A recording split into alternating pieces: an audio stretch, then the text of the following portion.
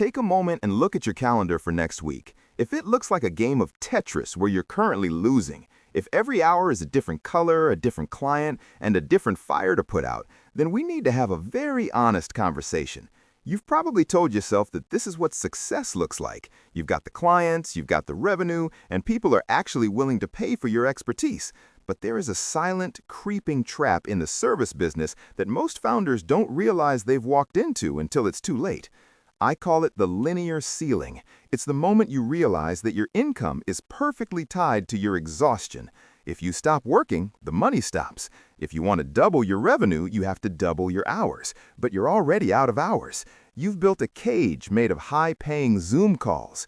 Today, I'm going to show you how to break that ceiling. I'm going to give you 5 specific ways to scale your service business that have nothing to do with working harder and everything to do with decoupling your value from your time. By the end of this, you're going to see how to build a business that is an asset, not just a job you can't quit. The first way to scale is what I call the productization shift. Most service providers sell solutions to problems, which sounds good in a boardroom but is a nightmare for scaling. When you sell a custom solution, every client is a new project. You have to reinvent the wheel every Monday morning. I remember talking to a woman who ran a boutique accounting firm. She was specialized in small business taxes, which meant every client had a different mess of receipts and a different set of expectations. She was working 80 hours a week just to keep up with the emails. We sat down and looked at her work. We realized that 80% of her clients actually needed the exact same thing, a clear roadmap for their first 3 years of growth. So we stopped selling accounting services and we started selling a 3-year wealth blueprint. It was a fixed package with a fixed price and a fixed delivery process. Suddenly, she wasn't an accountant anymore, she was a product owner. Because the blueprint was standardized, she knew exactly how long it took to create. She could sell 10 of them in the time it used to take her to onboard 1 custom client. When you productize your service, you stop being a chef who cooks whatever the customer wants, and you start being the owner of a restaurant with a world-class menu. The second way to scale is through the shadow workflow.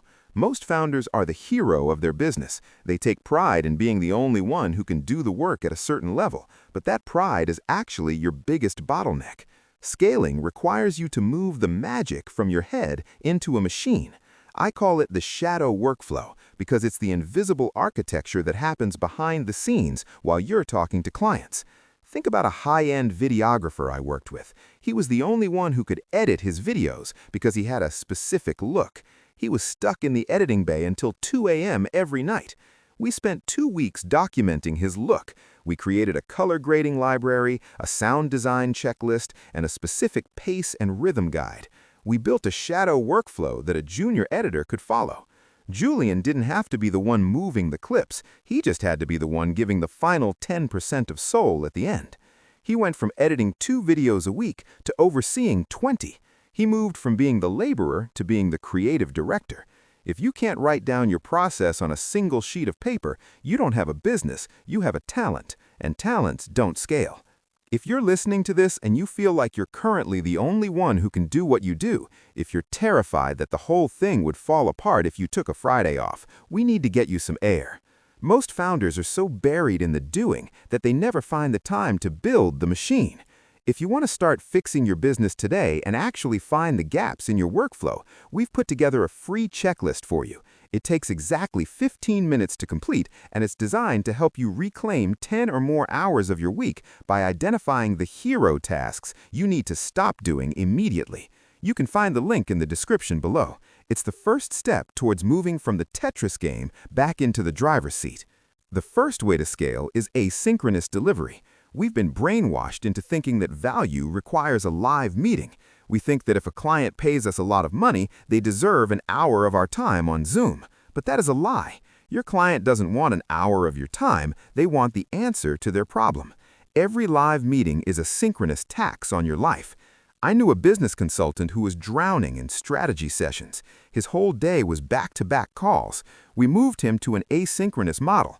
Instead of a 1-hour call, he started using recorded video feedback and a private portal where clients could drop questions.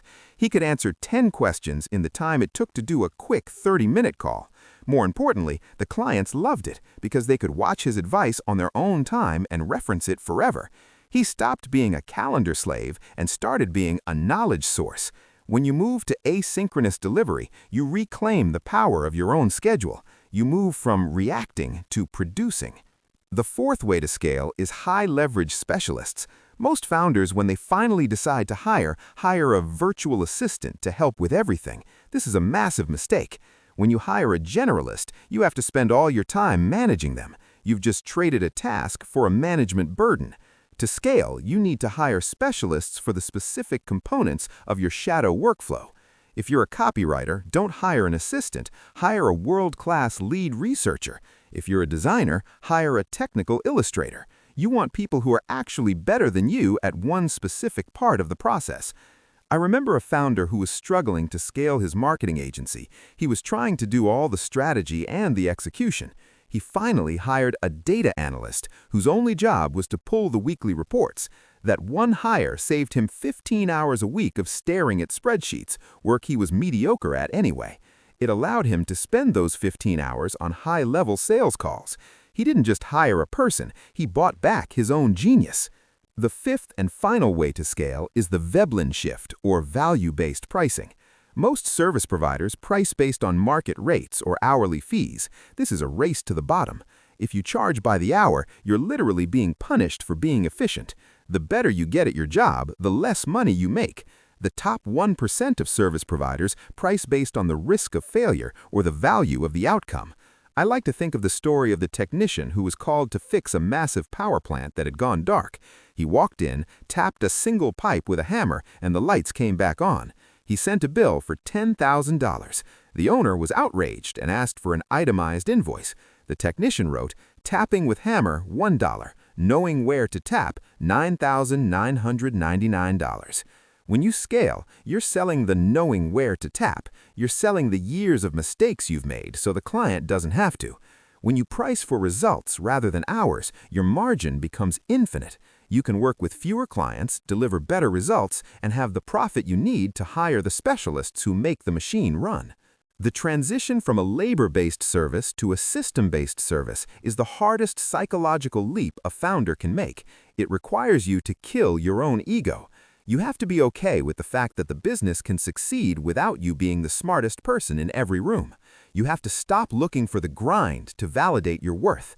In the Moneymaker Biz philosophy, we believe that your highest calling is not to work until you break, but to build something that stands on its own. Scaling isn't about getting bigger, it's about getting freer.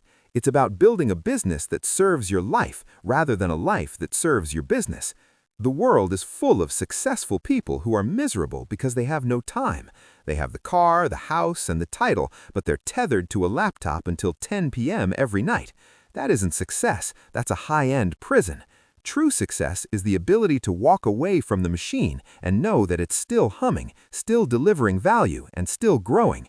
It's the ability to wake up on a Tuesday and decide today is for thinking, not for doing. Are you ready for the complete self-running business system? We've spent years perfecting the exact architecture that allows you to move from the hero to the architect. We've created what we believe is the best business course on the market, showing you the step-by-step process of how we build businesses that run entirely without us. We show you the hiring frameworks, the asynchronous tools, and the productization strategies that actually work in the real world. You can sign up 100% free, no credit card required, and get instant access to the full course intro right now. The link is in the description, and it's also the very next video you see on your screen. I want to leave you with one final thought. The version of you that started this business is not the version of you that will scale it. To get to the next level, you have to be willing to let go of the tools. You have to stop being the engine and start being the one who designs the car. It's a terrifying shift, but it's the only one that leads to the life you actually wanted. Your future self is waiting for you to step back so the business can finally step forward. I'll see you again soon.